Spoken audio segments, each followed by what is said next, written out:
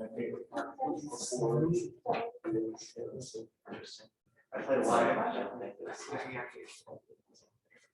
this is electricity. It's actually.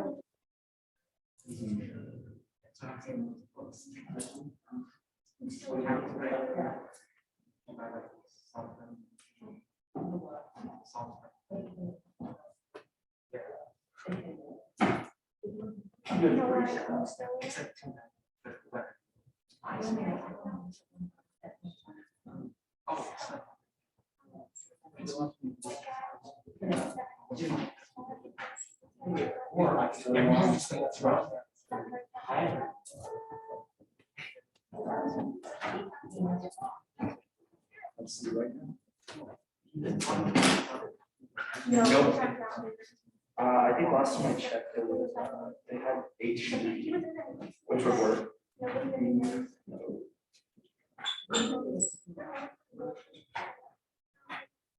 Not secure. It's not great. Hello, good morning. A couple of due dates, homework 2.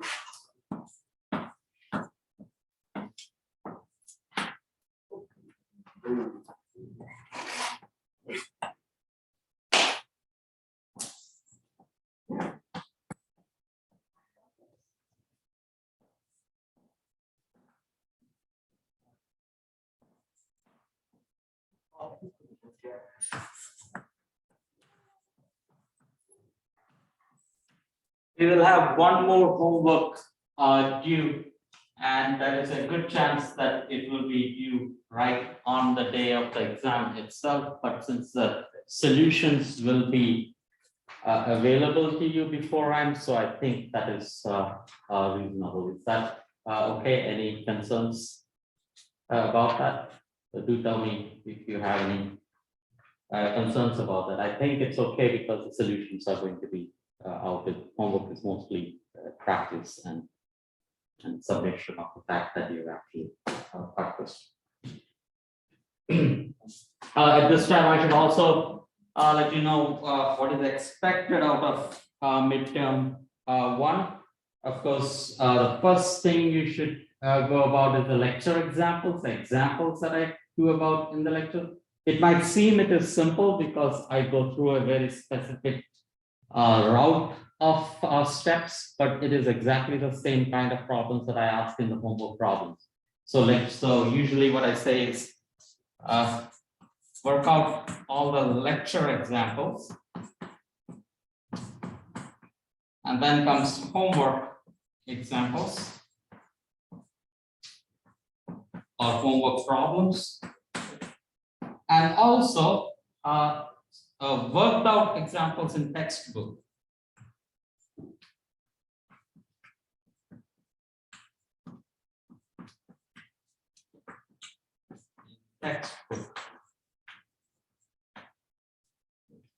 And by worked out example, I mean not the ones that is behind at the end of the chapter. In between the chapter, there are examples that are worked out in detail. So basically the solutions are available. All this amounts to, if you take each chapter, I might be doing about 5 to 10 examples in the lecture. Homework problems 5 to 10 and textbook examples 5 to 10. So that amounts to about 15 to 30 problems. And many of them you will see are the same context. So what you want to notice is that it's not about being able to reproduce the problem as it is given. If I ask you a problem, you should check out what if I change something. For example, given an electric field, I ask you what is the X component of that field. In the exam, I can ask you what is the Y component of the field. If it's not an electric field, I can ask you, if I have given it for a positive charge, a very easy thing to change for me is make it a negative charge. Like those kind of analysis you should be able to do. And in fact, you don't have to do it if you have been clearly understanding what's going on, then you should be able to redo the whole thing for a different scenario. The only thing I will change in the exam is change the scenario by a very little amount, that if you went through it on your own when you were doing the homework, then it should be easy for you to do it in the exam. That's how the midterm, or that's the best way to prepare for the midterm. Does that help? Any questions? I'll try to tell this again, and I will also post, as of now, they are not really available. I have to really go, because earlier I never used to maintain this as a website. I have to really make it available, all the old exams. I have taught this course probably about 3 to 5 times in the past. So all the past exams, I will make it available on the course webpage. So that should also help you guys. That should give you at least a style of what kind of problems is asked. You will notice that it's very similar to the homework problem, but it will be slightly different. I'll change it a little bit. And even though I say a little bit, from my perspective, it is very little bit, very tiny bit, but for many of you, it turns out that it is a significant difference, that it can be tough also. That's what I hear as feedback. I really cannot put myself in your mind very easily. So again, if you have questions, meet me, contact me, or you can ask me whenever in the classroom. Anything's okay. Okay.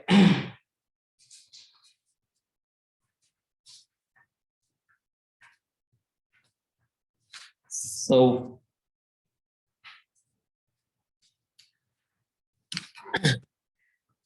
let me review a little bit of what other concepts we have introduced. The main idea we are doing here is that you're extending whatever we did in the last semester. In the last semester, the idea was mass times acceleration is equal to force. That's Newton's laws. And the right side, the force, right? That leads to the idea that what are the forces acting on the system. First, we have to identify what are the forces. Typically, the forces there were gravity, normal force, force of tension, force of friction. Those were the common forces we came across. What we are doing here is we are introducing a new kind of force, which is very fundamental in the sense that anything that has the property called an electric charge experiences this force. So we introduced the idea of electric charge.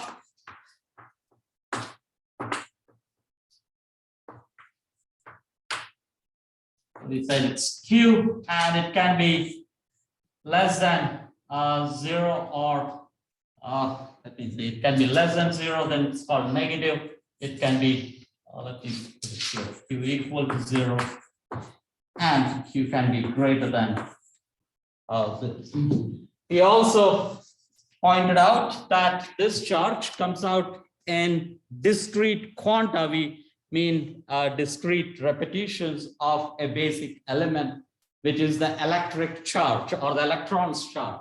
So we said E is equal to 1.6 into 10 raised to minus 19 coulomb. Every charge we have seen as of now is multiples of this. Either it is 2 times, 3 times, or there could be a million of them, but they are all in repetitions of that. So it seems to suggest that there is a basic element there, and you're just constructing pieces out of that. At the same time, we don't have a very clear picture of why that basic element should be of that amount, even though proton and electron, they have completely different kind of particles, but they have the same electric charge. We don't have a very good understanding of that. But what is observed is that each particle has multiples of this electric charge. On an electron, there is negative amount of this much of charge, and on a proton, we have a positive amount of this much of charge. Why we introduced the idea of electric charge is that electric force is experienced by anything that has an electric charge, and almost everything has an electric charge, except that many of us, for example, are neutral in the sense that it is equal to 0. So we introduce the idea of electric force,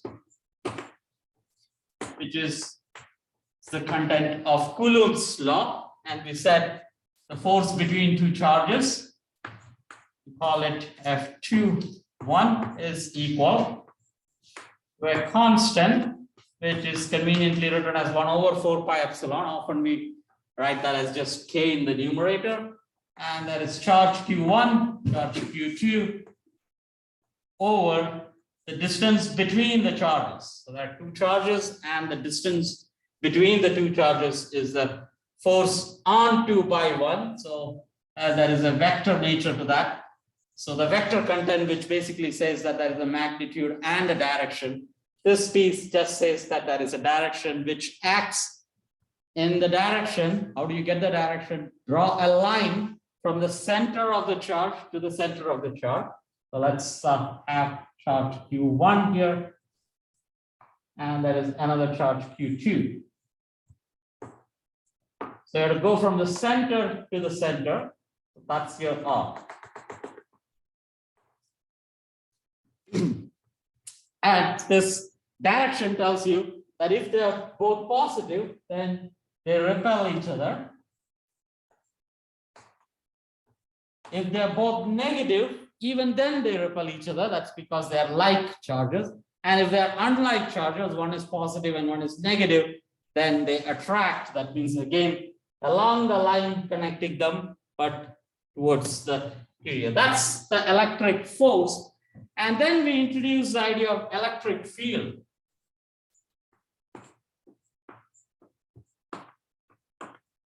Electric field is nothing but almost a force, but except that we want to associate. So notice again, the force is an idea between two charges. If I remove the charge Q2, then there is no idea of a force. Force is on 2 by 1, right? Both are participating in it. In fact, there is an equal and opposite force. This charge Q1 also experiences a force. So that's F12. So it's an interaction concept. Both 1 and 2 have to participate. And in fact, force is a concept associated with both charges.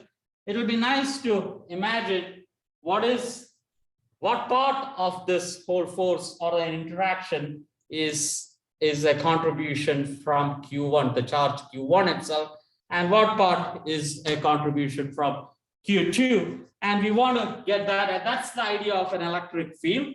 Electric field is, notice there are two particles there, but now we say, what's the force? How much force will a charge Q1 exert? So this is the force itself, but you remove the information of the second charge. Right? It's a force divided by charge. Another way of saying is that it is force per unit charge, force on a unit charge, or sometimes you say force on a test charge. But the basic idea is you remove the idea of 2 itself. And then there is an abstractness to that in the sense that, first let me write the expression. So it is, as an expression, it looks very similar to the expression for force itself, but the interpretation changes. The basic interpretation is the distance here. Earlier, the distance was distance between the two charges because there was a second charge, but now there is no second charge. There is only one charge here. And you ask, what is the distance then? The distance is the observation, first you have to decide on an observation point. That's an observation point, which could be anywhere in space.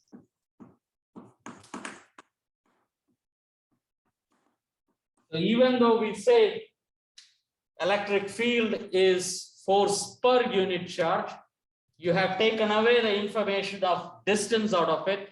So suddenly electric field exists everywhere around it because there is no specific point where the charge is. The charge could be anywhere. So the electric field is there everywhere around it. So it's, in fact, you say there is a baggage that the charge carries with it. So there is an energy field everywhere around it.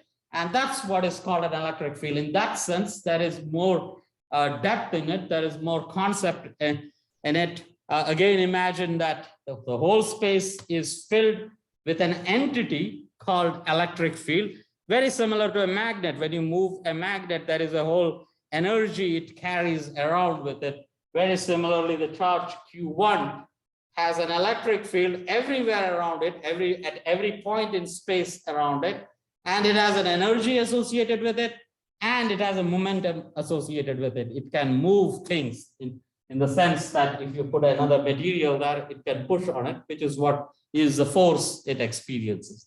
So that's the idea of an electric field, and we brought in the idea of electric field lines for that. How do we?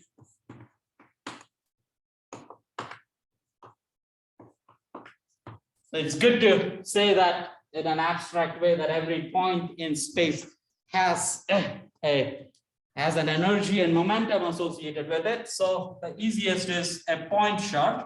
So a positive point charge has electric field lines associated with it, and that's this. They all point outward, coming out of the positive charge. And they're radially outward. And they go all the way to infinity. And there are two information in the electric field lines. One is the intensity, that means how strong is the electric field.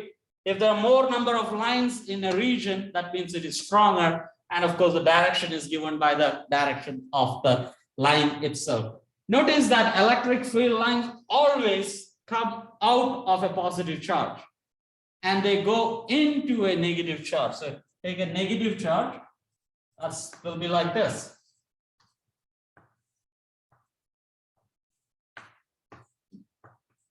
And there is no other possibility.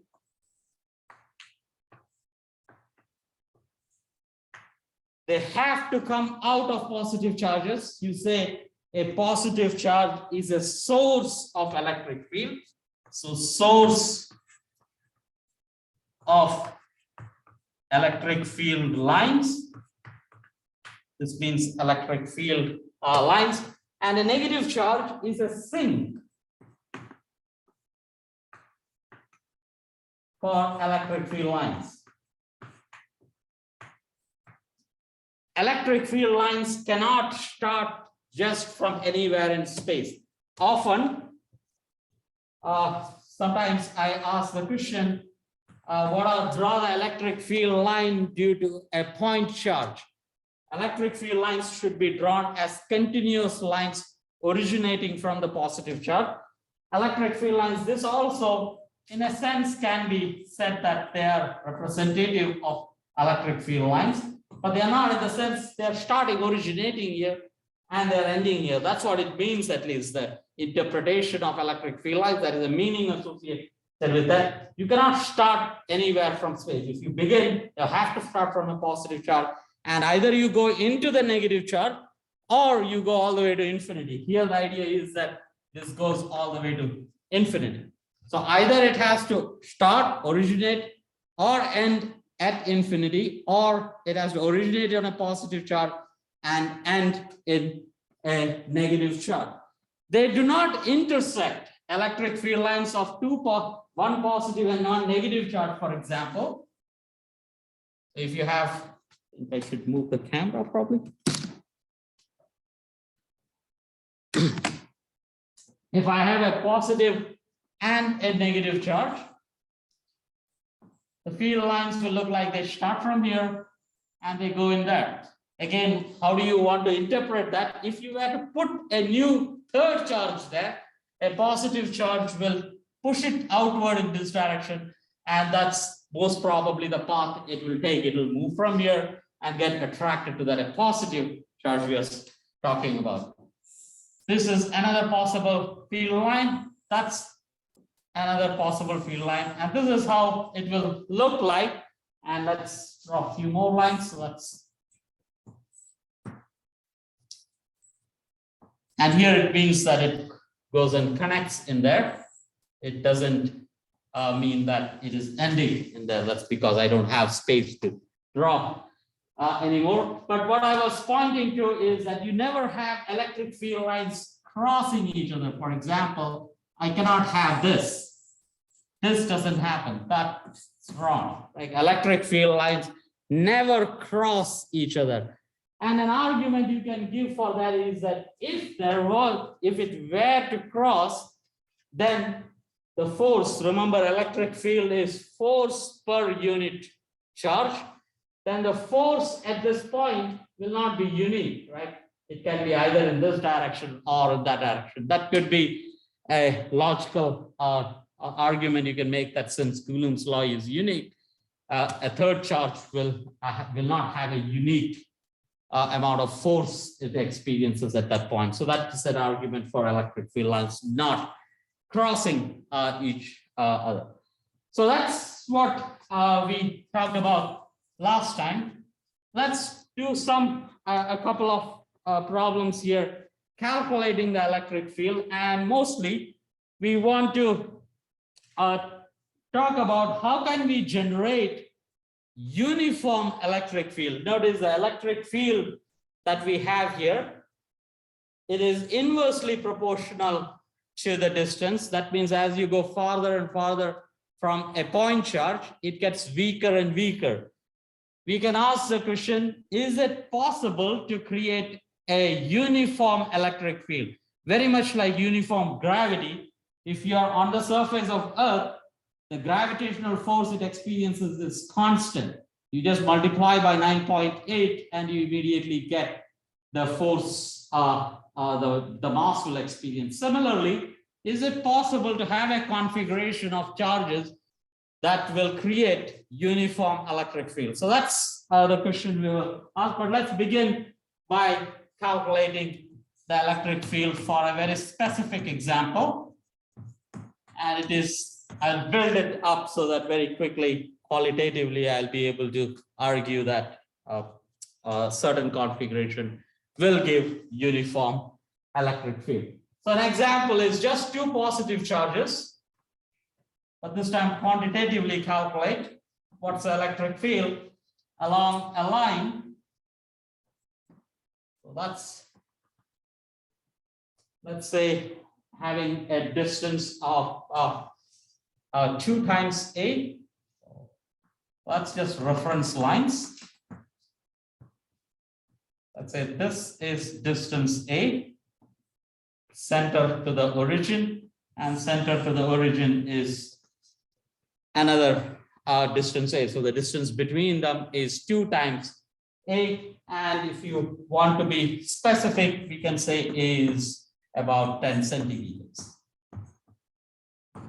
If you want to put in the numerical value, that's what it is. But I want to do it algebraic for a little while. Let's say we are interested in calculating what is the force a charge will experience somewhere on the y-axis. So let me take an arbitrary point there. And this is an observation point. Notice that the electric field doesn't require another charge to be placed there. I can talk about an electric field at any point in space. So this is a point, arbitrary point in space. And the physical insight is what is the force a test charge would experience if I were to place it there. Let me place that on the y-axis, and let's say this distance is y. Like that distance from origin to this is y. And again, you can say this is y is equal to 5.0 centimeters or some amount there. But I will change, I want to keep it as a variable. Let's keep both the charges to be the same. So let's say this is Q and that's also Q. Both are positive charges. Q1 is equal to Q2. That's equal to Q, let's say, and that's could be 1.0 micro coulombs. If I have, so this is Q1, that's Q2, both are the same. I will have an electric field due to charge 1 at this point, and that will be pointing outward. That means if I were to put a positive charge there, it will experience a force in this direction. That's the electric field E1. Electric field due to charge 1. Again, electric field is a force a test charge would experience if I were to place it at this point. There is another electric field that's coming from charge Q2, and that's here. And because they are exactly the same charge and they are the same distance away, and because I'm on the y-axis, very special scenario there, that I have both equal charges, they are equally distant from the origin, and I am on the y-axis. I could have changed any of those. I could have had two different charges, or I could have kept this closer and this farther, and I don't have to be on the y-axis. I can be anywhere, right? I can keep the test charge anywhere, but that's not what I'm doing. I'm doing a very special scenario so that I keep the symmetry. So there is a symmetrically positive charge there, symmetrically positive charge on this side, and I'm staying on the y-axis. So that particular configuration is very special.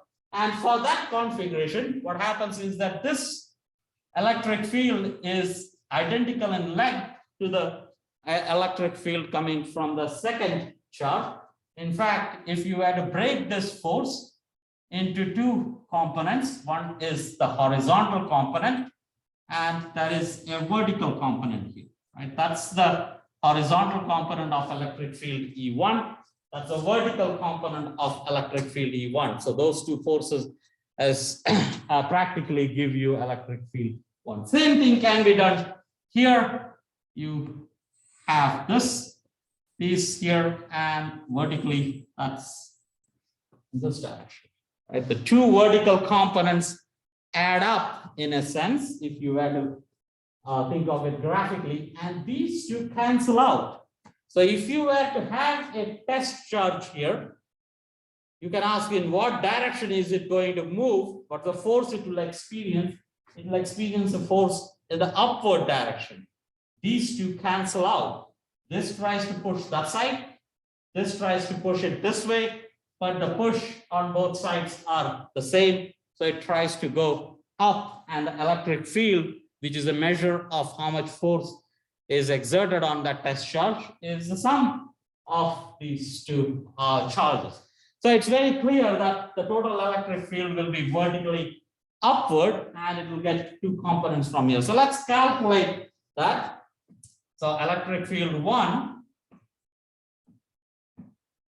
magnitude wise, is equal to K Q. It should be Q1, but I have said Q1 is equal to Q. What's the distance between this observation point and the charge? So let's say that's point C, right? A, let's say this is A, if this was B, that's C, right? And this will also be C, that's C squared.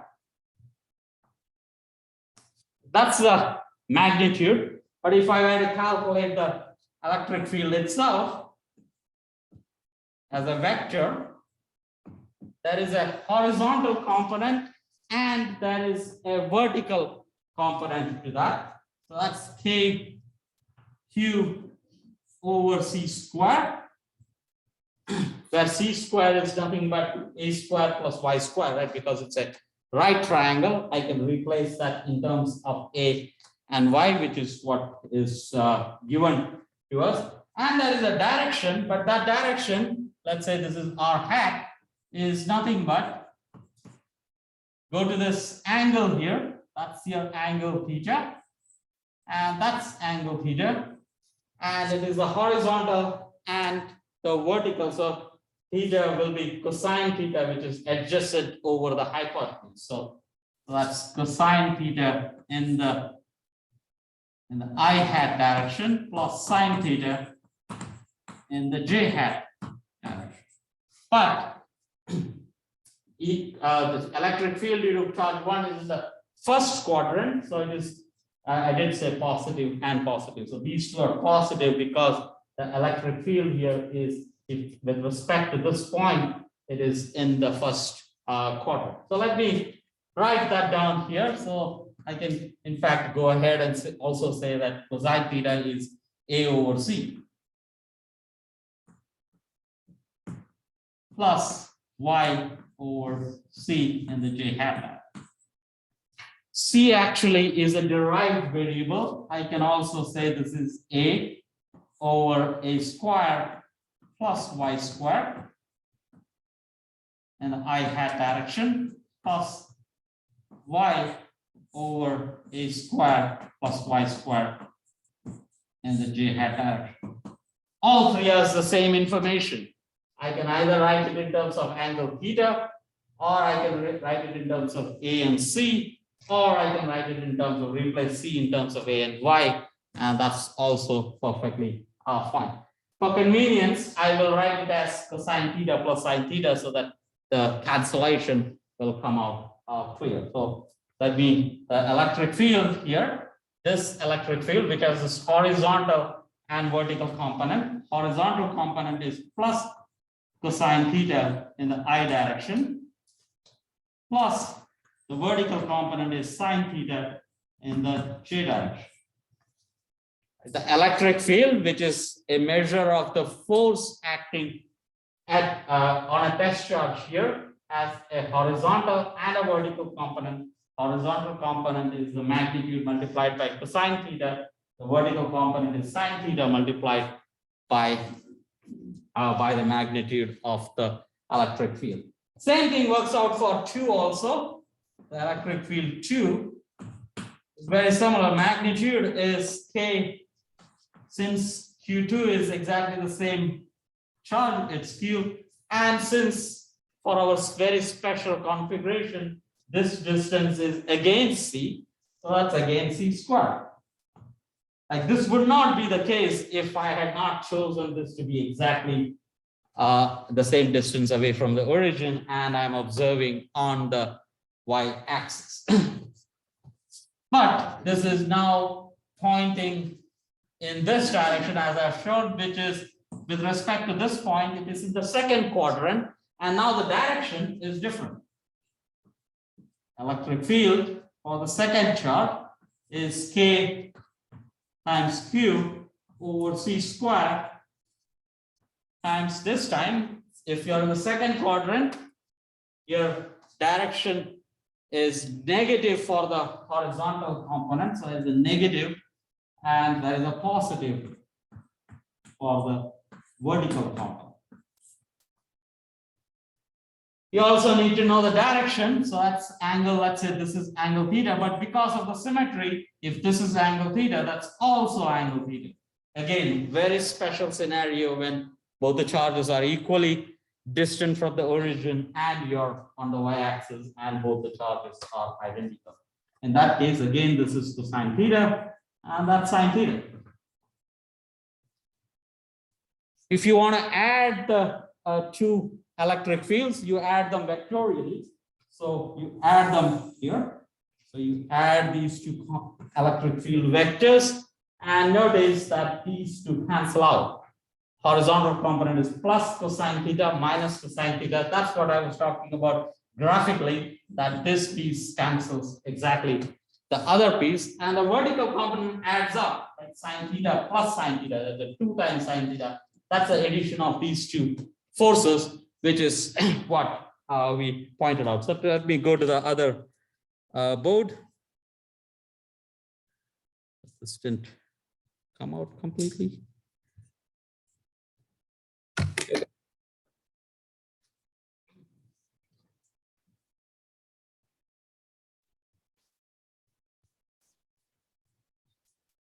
So the total electric field, the total at this point here is the sum of the two electric field, very similar to adding two forces. But this time, this is the force per unit test charge. These two cancel out, so that's equal to K Q over C squared times sine theta plus sine theta. So that's 2 times sine theta in the j hat direction. So the force is purely in the j hat direction, vertically upward.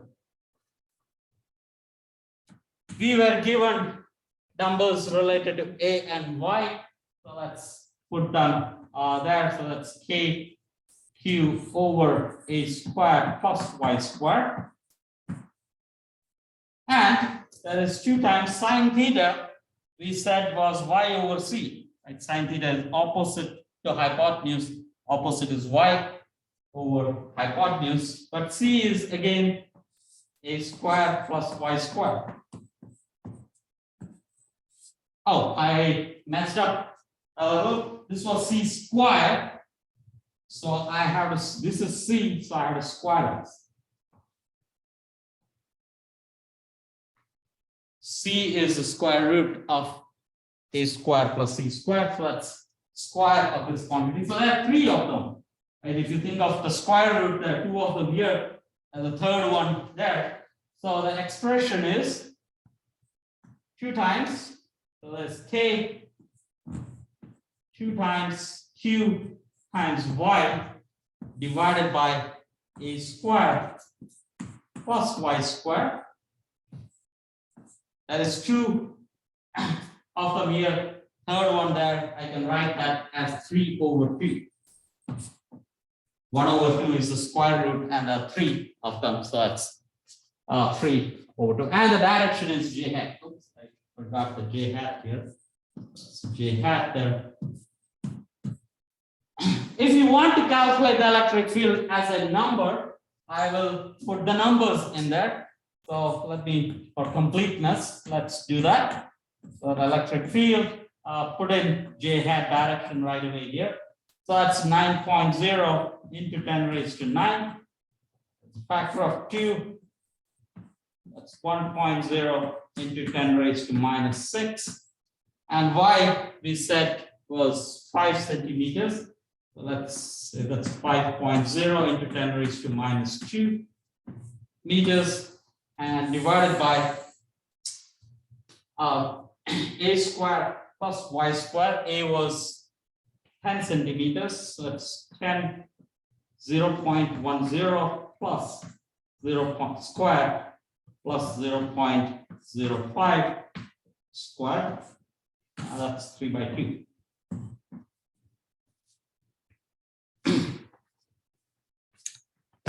For completeness, let me put in the number there.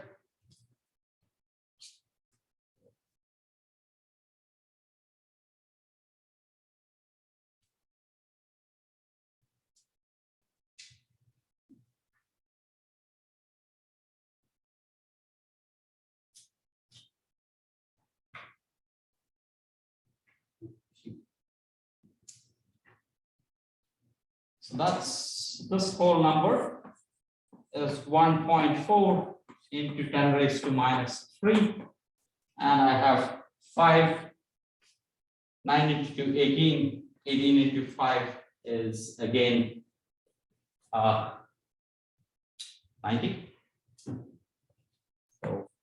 and that is a 10 raised to 3, 10 raised to 1. So that's 10 raised to 4. So that's 90. So 9.0 into 10 raised to 5 j hat. And what's the unit of electric field? Electric field is newtons. So this is force per unit coulomb. So that's unit is in newtons per coulomb. Usually an electric field of 10 raised to 5. Yes, please. So are the numbers down there the same thing as we're doing up top, except one's numbers and one's letters? Yes, each number, if I were to replace with this number, is that the question? So K is 9.0 into 10 raised to 9, 2 Q, because I gave that as 1.0 into 10 raised to minus 6. That's the distance I gave. And this, is that the question I have? Yes, so everything that you have there, we could just do numbers instead of just the letter. That's correct. But I want to keep this expression right here because I want to analyze that. Right, so often, one way to go is that I'll ask you exactly put in the numbers and that's good enough. But sometimes I'll also ask you what if y was very large? What if I have 4 of them? Then this expression is more useful. So my recommendation is that try to deal with this expression even though it looks it is overwhelming that there are so many variables in there. The expectation is that you should be able to analyze that expression also. Okay. Okay, so that's the electric field. But overall, my point here is that if you have two positive charges, electric field cancels on the horizontal side and it adds up vertically. But we want to now extend this idea. So let's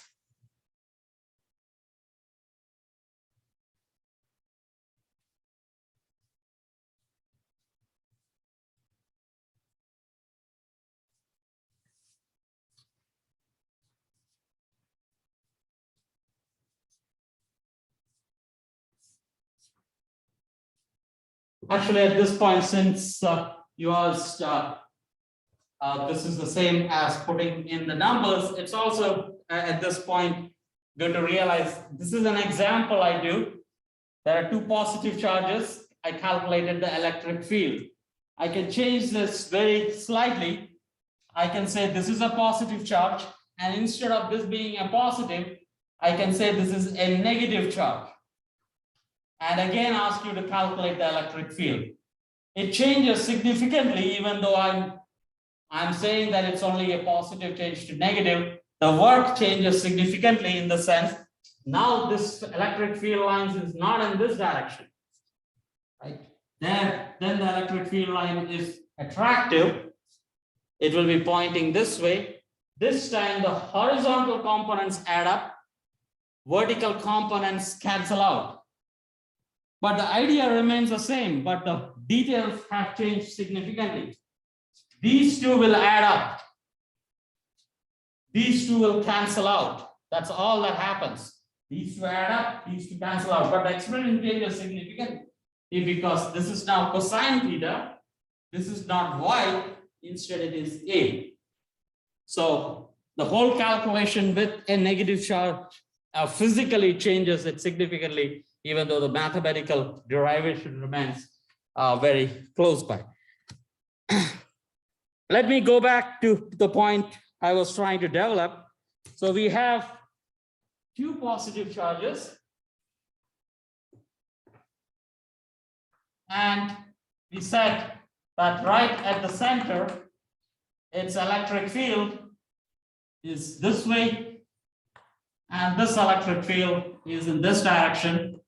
But effectively, what is happening is that there is a total electric field in this direction. You can ignore these two, and there is a total electric field in the upward direction.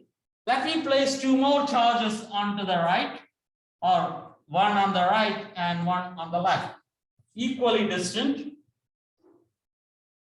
So let's say this is A, that's A, that is A, and that's A. This time, this will again create an electric field, this time a little weaker. This means that this is smaller than this because it's farther, it is weaker.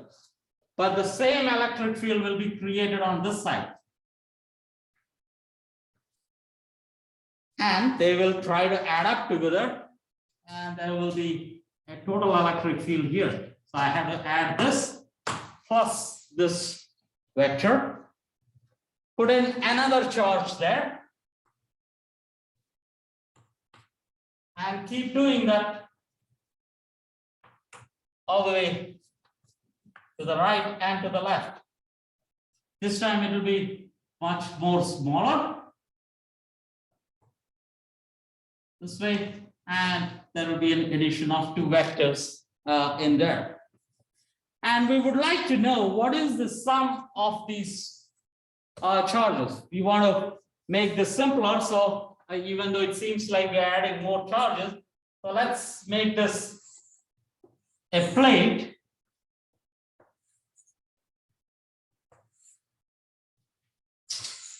So you put a positive charge here, you put a positive charge there, and make a lattice of positive charges. So think of a plate. So this is a plate perpendicular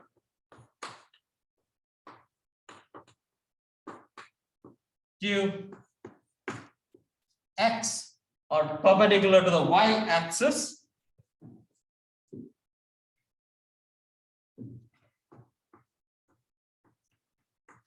Having a lattice of charges. By lattice, I mean this positive charges kept periodically, having a lattice of charges.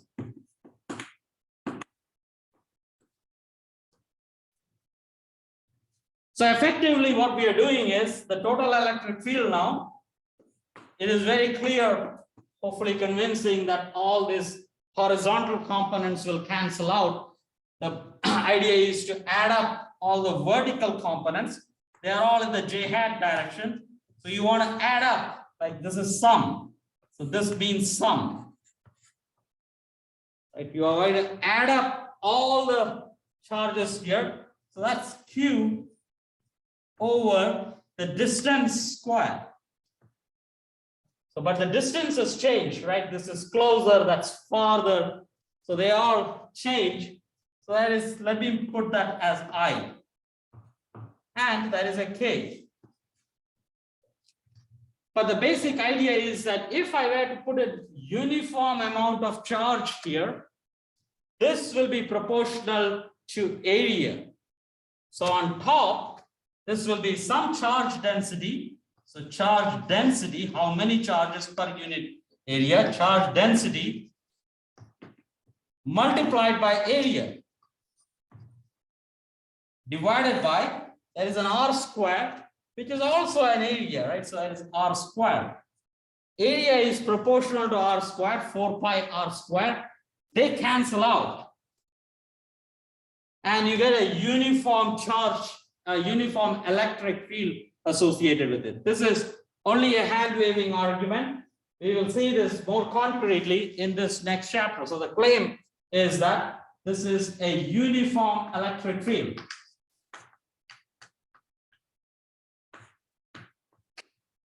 I've only given you a very descriptive way of concluding that. It is not really a proof.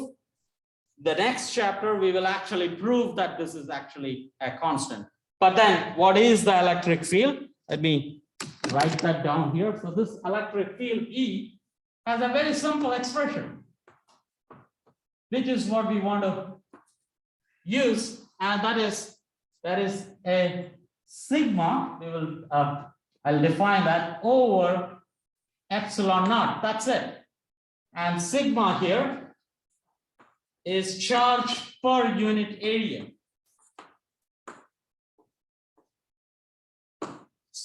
So the whole analysis that I try to do, try to motivate it actually, is for the purpose that electric field due to a planar sheet of charges.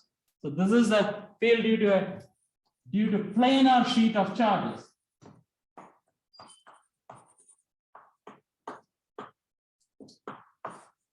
Is actually a constant, and that will allow us to calculate the forces much more easily. We'll come back to this. I'll start from this point and try to do various examples which will clarify how that can be used. Thank you.